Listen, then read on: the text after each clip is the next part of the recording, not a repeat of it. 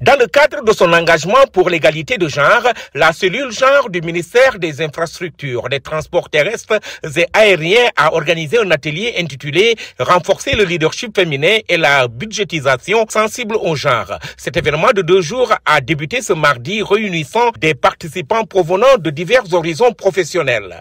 Madame Aïssatou Dieng-Kassé, coordonnatrice de la cellule genre du MITA, a souligné l'importance de cet atelier en tant qu'élément clé du plan d'action 2024-2025.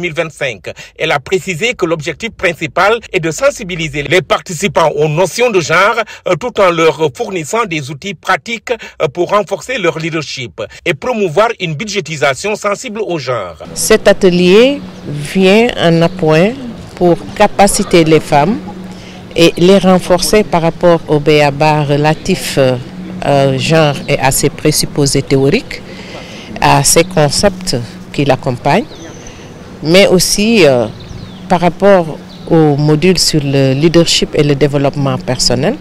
Nous nous sommes dit que pour promouvoir une chose, faudrait-il qu'on la comprenne sérieusement dans sa théorie, mais aussi pour une bonne application, une applicabilité de cette théorie au niveau de nos structures respectives.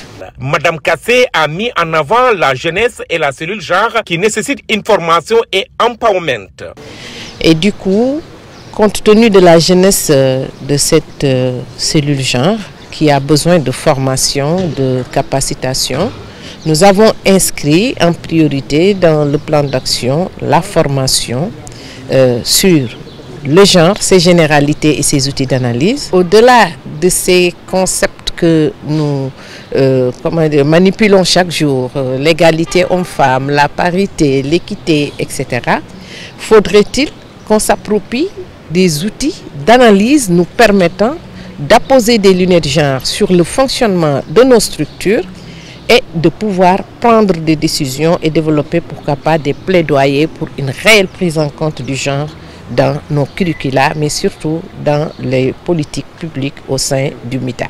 Madame Aïssatou Dieng-Kassé, coordonnatrice de la cellule genre du MITA, a également évoqué le besoin d'adresser les inégalités qui persistent au sein du milieu professionnel, rappelant que bien que le concept de genre soit largement discuté. Enfin, tout en félicitant le ministre et ses collègues pour leur soutien, elle a souligné que les ambitions du programme doivent être accompagnées d'un budget adéquat. Absolument, parce que là, je voudrais un peu revenir sur la modicité du budget alloué aux cellules genre.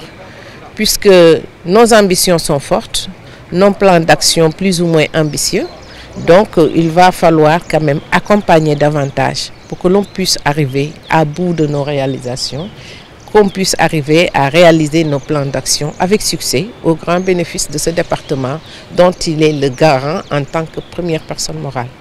Cet atelier constitue une étape importante vers la création d'un environnement professionnel inclusif où hommes et femmes peuvent évoluer ensemble pour le bénéfice de l'ensemble du département. Les participants bénéficient ainsi d'une occasion unique de développement personnel et professionnel contribuant à faire avancer l'égalité de genre dans le pays.